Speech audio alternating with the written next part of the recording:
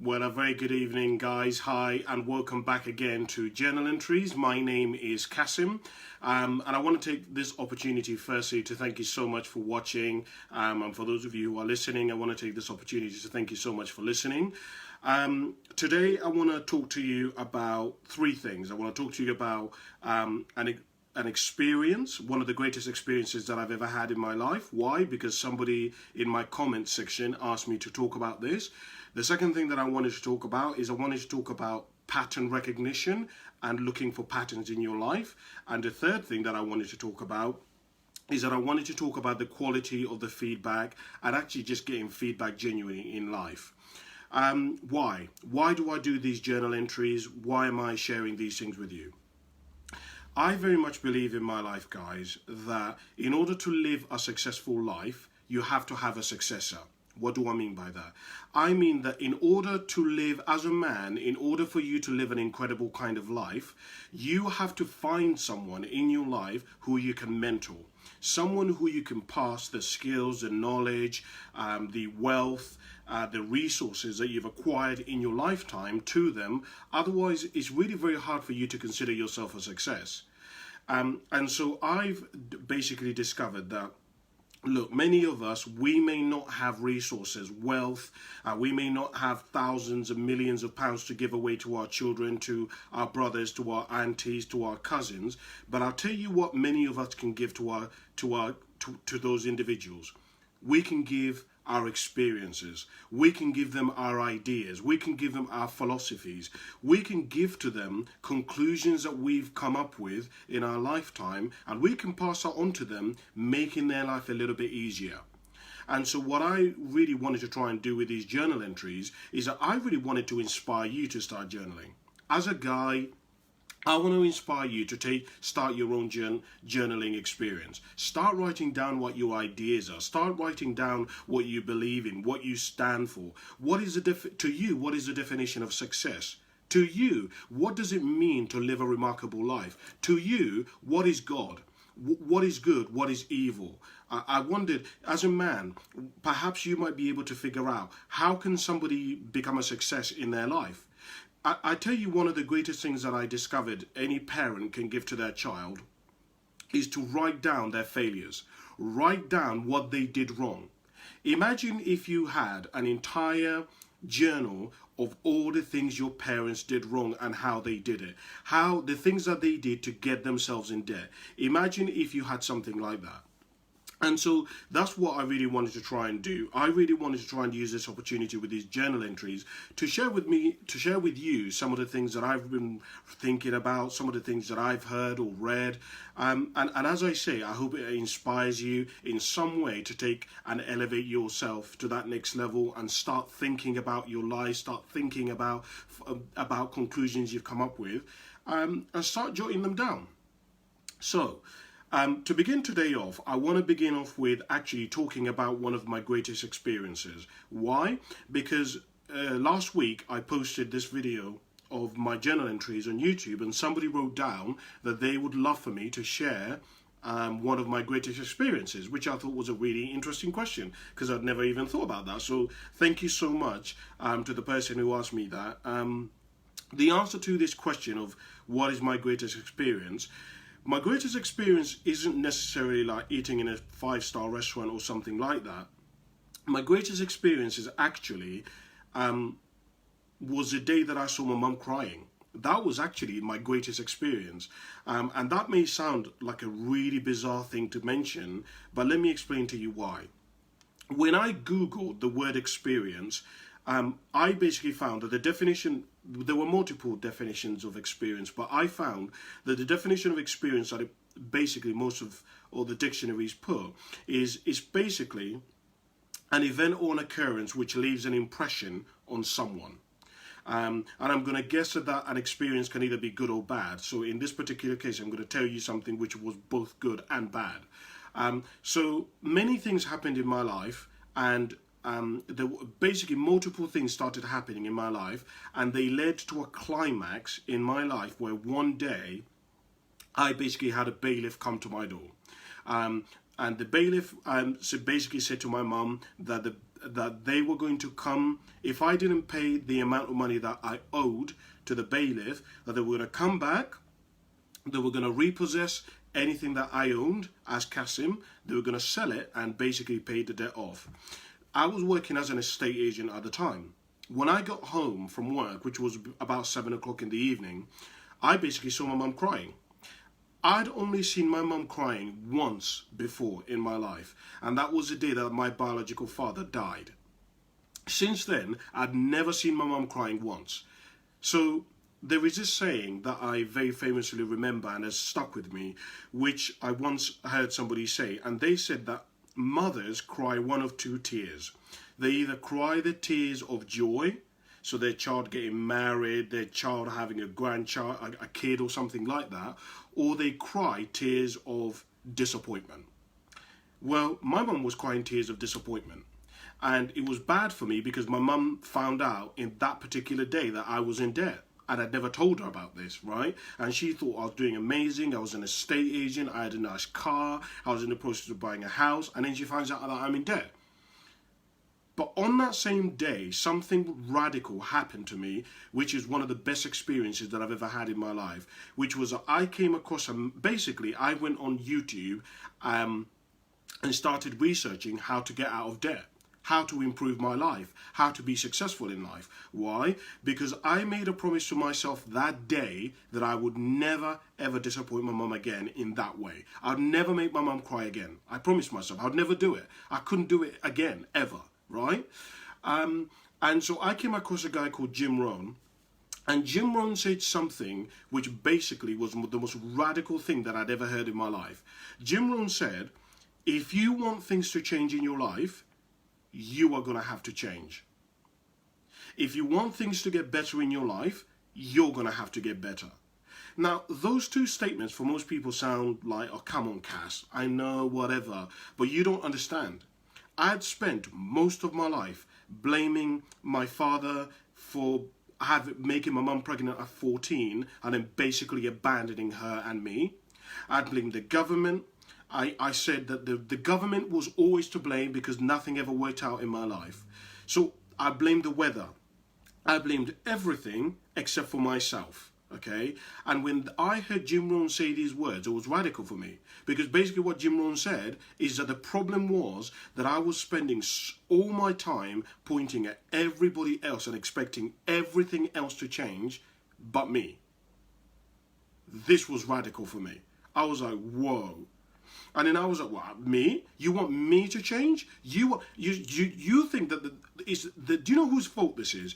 This is the bailiff's fault. The bailiffs, they tried to fuck me over. They've tried to add loads of interest on this loan. They are the ones who should be to blame.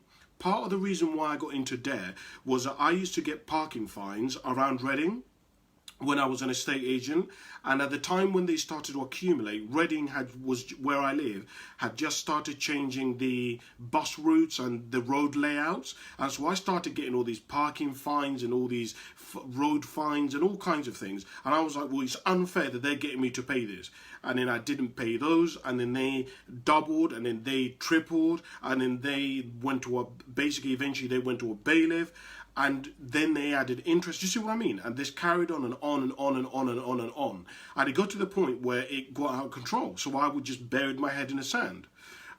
So that was, in answer to your question, that was the best experience in my life. Why?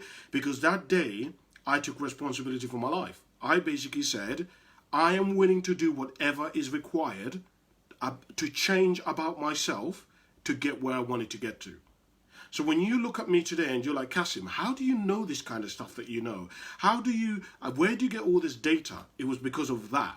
The only reason why you are literally watching this video today is because of that incident. Had that incident not have happened, you wouldn't be watching me today. I guarantee you, right? Because my life was on such a different trajectory back then.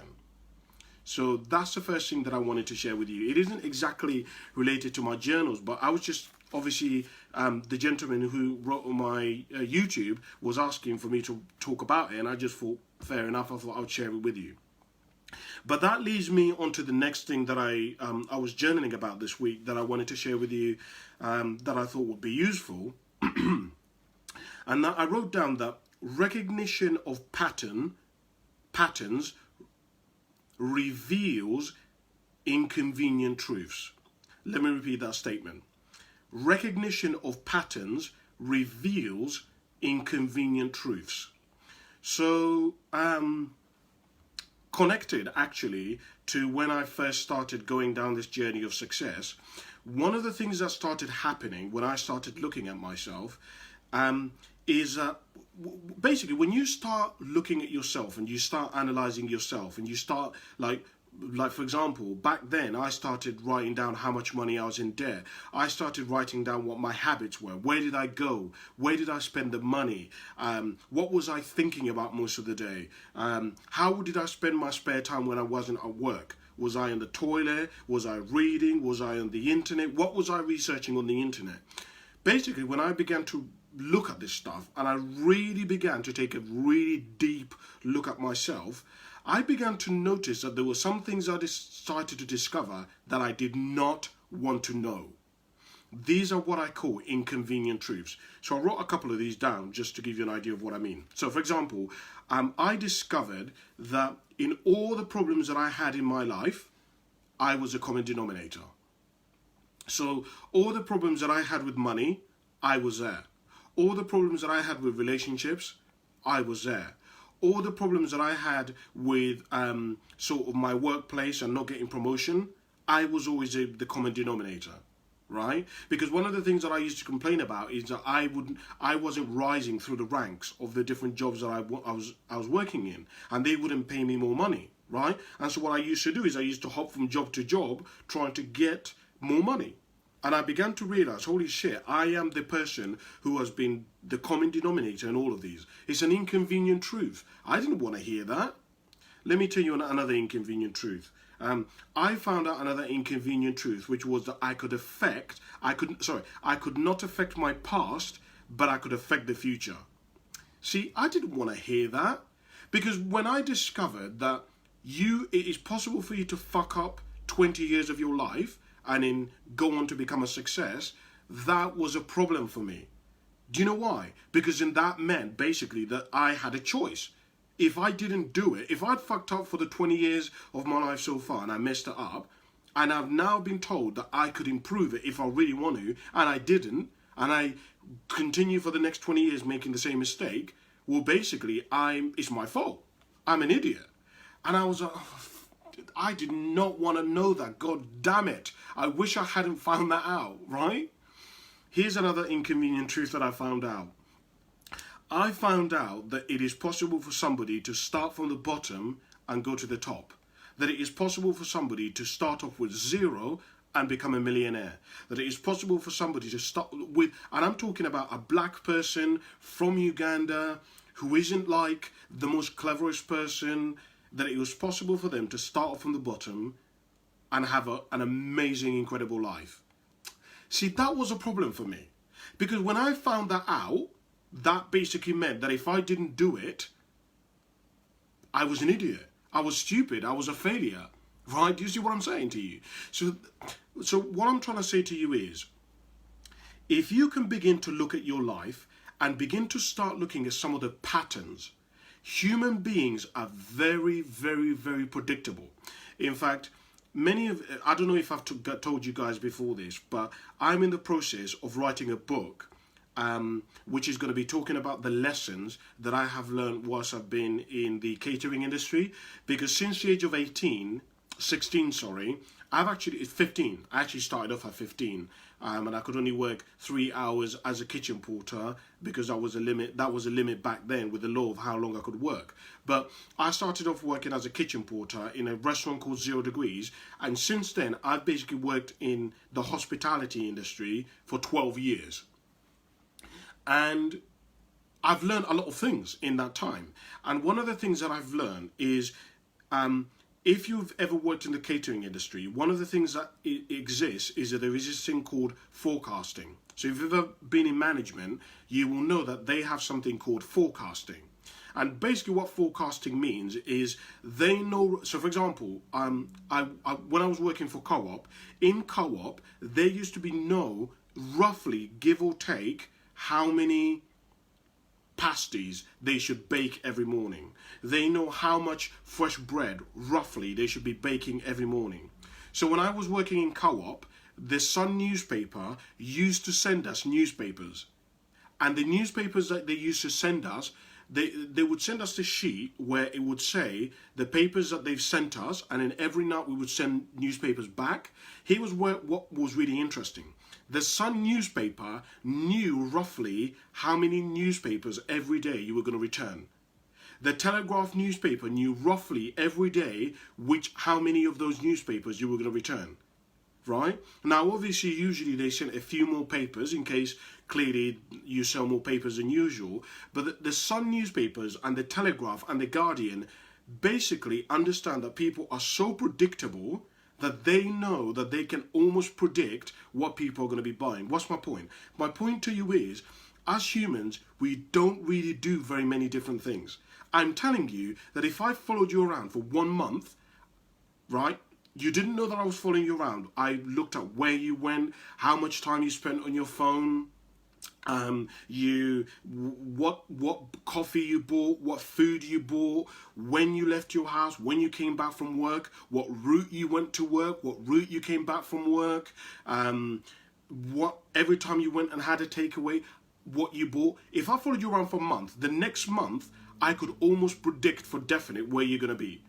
Now, of course, there's got to be some leeway and things might happen that throw you off, but basically, I could kind of predict what you're going to do. Here's my point to you. All of us have these patterns that we're operating from. And what I'm trying to suggest to you is that you actually don't do anything very different in your life. And if you want to have an incredible life, if you want to have different results, if you want to go out there and live in such a way that you can give so much to other people, my recommendation to you, and this is my personal recommendation because this is what I did, is start looking at your patterns. What do you keep repeating? What do you keep saying? Have you ever realized that you keep saying the same things over and over again? There's a book which I'm going to write. I've already started writing it, but I'm in the process of, because it's a long book, there's a lot of research involved with the book. And I call the book the Word Class Dictionary. Basically, when I started studying successful people, I began to notice that successful people used very different words, like language. When I started studying monks, the vocabulary that monks use is very different to other people.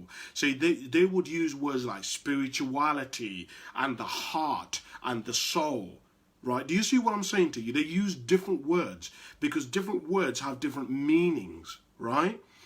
When I started studying people who were bad with money or people who didn't have very much money, I began to notice that their vocabulary was different to people who had a lot of money. So, for example, people who had a lot of money would use words like passive income, words like capital. They would use words like resources. They'd use words like outgoings and balance sheets. See, I began to notice when I started studying people who didn't have money that they don't use those words, right? And how did I know that? Because I didn't have money. I started listening to most of my friends who don't have money. I started listening to people around me in my workplaces, and most of them were poor. They don't have money. And I began to listen to what words they keep talking about when they talk about money. And they were using different vocabularies. They would use words like debt, credit card, overdraft. People who are wealthy don't use those words because those words don't exist in their vocabulary. Do you see what I mean? So I would say to you, what words do you keep using? And the reason why I say this is because you will begin to notice that you are going to discover some inconvenient truths about yourself. You're going to discover things about yourself that you do not want to know. Things that you thought you had together, but you haven't got together. Things that you thought you were a good person. I remember an inconvenient truth in my life, which was around the word integrity. So one of the main words in my life is the word integrity at the moment. Basically, integrity means that what you say and what you do is the same. So when I started looking at myself, I used to say, do you know what? I'm a good guy. I'm a good guy. I believe in charity. I believe in helping people. And then I started studying myself. And I was like, Cass, how much time or money or resources have you spent in the last year helping other people if you claim that you believe in charity? The answer to it was zero. Nothing. I hadn't spent any money, any time, any resources, nothing on charity. I started saying, Cassim, you genuinely believe that anyone can achieve their dreams, right? You genuinely believe that statement, right? Because you've seen it. All right. Are you doing it? Are you really doing what you love? Are you really following your dreams? And I was like, oh shit, I'm not. See, that was an inconvenient truth for me, guys, because I was like, oh, for God damn it. Now, do you see what I'm saying to you? And what I'm saying to you is, and this is going to be really important when I get to the next point, until you begin to recognize what you keep doing that you don't think that you're doing, because most of us, we think we have the answers. We think we've got it together, you know? Our marriage is falling apart, but we say, well, this is the way a marriage should be, right? We have no money, but we're like, no, Cassim, I'm good with money, but we have no money. Do you see what I'm saying? So clearly your route, your map, your knowledge, your skills isn't working. So until you get to the point where you're like, I have a problem, then you can't fix it. When I was studying people who quit smoking and actually genuinely quit smoking, which led me to go into Smoking Anonymous, or Smokers Anonymous, I think it's called. And in Smokers Anonymous, one of the things that they talk a lot about is that nobody will ever quit smoking until they become aware that they're basically like a smoker. That their smoking is going to kill them, right? Until they genuinely believe that the smoking is going to kill them, that it is not good for them, that it's hurting their health, they will never change it. And I began to notice that the people who gave up smoking, they genuinely believed that if they continued smoking, it would either kill them, it was bad for their health, it was costing them a fortune. And the ones that didn't were like, well, Kaz, I don't really want to, but I have to. But it's not so bad. I only smoke 10. Do you see what I mean? So until you come to the realization that genuinely speaking, you have a problem, I'm telling you, you're never going to change it. You will not, because you won't do what is required to change it. So that's the second thing that I was thinking about this week a lot. The last thing that I wanted to leave you with today is this. The quality of the feedback that you receive in an area of life will be one of the major determining factors as to the success and failure in that area. I will repeat. The quality of the feedback you receive in an area of life will be one of the main determining factors as to whether you achieve success or failure in that area. What do I mean by that? So I was thinking this week that a lot of people have never had any feedback in their life.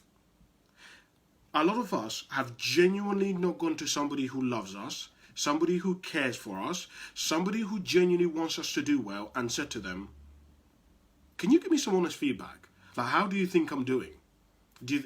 For example, some of us have never had somebody in our life who's genuinely we've gone to them and said to them, look, Cass, I love you. You're my mate. You're my brother. You're my sister, whatever. You know that anything that you say to me is, I won't care, but I just want some feedback from you. In my relationships, you've obviously noticed I've been in several relationships, right? You've obviously noticed that some of them haven't been working out. What do you think from your perspective? And whatever you say, I don't care. Whatever you say, I'm not going to hate you. I'm not going to judge you. I just want you to like nothing. I just want to get some feedback, right? Whatever you say isn't going to be wrong. There is no right or wrong answer, right? I just want some feedback. You've obviously noticed that I've been in loads of relationships. What feedback can you give me about where you think I'm going wrong with relationships? Most people have never asked that question. Or some of us in our lives, we clearly have problems with money. Most of us have never really got, like, we have no money. If you do not have at least £1,000 in your bank account, you do not have money. If you have £100, that is not good, man, right? That's nothing. You couldn't fix anything if something went wrong, right? So most of us have never gone to somebody in our life and said to them, Mum, you know I love you. I just want some feedback. I know whatever you're going to say, I'm not going to hate you. This isn't about you being right. But you've obviously seen my thing with money. What do you think? Where do you think I'm going wrong with money? What's your feedback? I mean, you've seen how I spend and stuff. Do you think it's like where the things I'm spending money on, or when I spend it? Like, what do you think? Can you just give me some feedback? I want to try and see if I can improve this a little bit. You will be shocked at how well, because people know you're around you. Because guys, you tell me if I'm wrong here, but how many of us are great at giving people advice that we can't take ourselves, right? Most of us are really, really, really good at noticing the problems in other people's relationships. Whilst we may not take that advice for ourselves, but we can notice the problems that somebody, it's like you know that person's bad for them. You know it. And you know the relationship's going to end bad. But they've never come to you to ask for advice, right? So what I'm saying to you is there are people around you who genuinely, because they have a distance from you, right? They can see things in your life that you cannot see. Because you have a blind spot. Why? Because you have these inconvenient truths. So what I would share with you, and again, this is your life, you've got to do whatever you want, is I would encourage you, just go and get some feedback from people in your life. Go and find people who are not going to be dickheads and are not going to joke, right? It may even be your dad. Dad, look, you know that I want to try and get married at some point. I want to have kids, right? Dad, you know I love you. I just want some feedback. Whatever you say, Dad, I don't care. Whatever you say is not going to determine whether I love you or not, or is not going to affect our relationship. But based on your experience, you and Mum have been together ages. Where do you think that I can improve to improve my chances of basically attracting a really good partner, a really good girl? Where do you think that I'm going wrong? Do you think it's my attitude? Do you think the way I dress or what I do? You will be shocked at some of the feedback that you're going to get. It's going to be really simple stuff. But, there is a saying that I think is really interesting. And the saying goes something like this, and I'm going to paraphrase it. It says that most of us in life, it's not that we need teaching. Most of us just need reminding. Most of us basically know what to do with money. We know when we get paid, spend less money than we've just had in the month, and we will have more money. That's it. It's really not that difficult. If you spend more money next month so for example, right now I think it's like the 22nd or 23rd or something. When you get paid on the 2nd, 4th or 5th or whenever it is, if you can manage to get all the way an entire month until next month, and you have more money then you have money left over from, let's say you got £1,000 and you have £100, you've done good with money. If your bank account says minus more money than you actually got paid, that's a problem. Most of us know that. That's not like some brain power science, right? We know that. So sometimes we just need reminding. And when you can get somebody in your life, somebody who you trust. Now, you might say, well, Cassim, I don't know anyone who I trust. Look at your work. What about your neighbor? You will be shocked at what your neighbor has noticed about you that you don't even realize, right? Have you tried going to a church? Have you tried going to a mosque and giving them your details and going to a priest or going to a counselor or going to a therapist and just giving them your problems and just getting them to give you a different perspective? I think, honestly, as I say, this has been my experience of this. It's been life-changing for me, in all honesty. I've managed to just make incredible strides in growth as a guy because just getting someone to give me some feedback. You know, I have people in my life who have given me feedback about certain things that I thought, I didn't want to hear that, but I really needed to hear that, right? And that stuff has really helped me. So, for example, I have a friend of mine who said to me, Cassim, it'd be really, his name is Jake, Cassim, I love your videos, but it'd be great if you can find somebody else to do your video with. I don't really want to hear that, because the problem is, if I do videos with other people, then I have to rely on other people, and other people can let me down, whatever, right? So I don't really like doing videos with other people. But here's the problem. Most people who are highly successful in the speaking industry, they usually have a partner, right?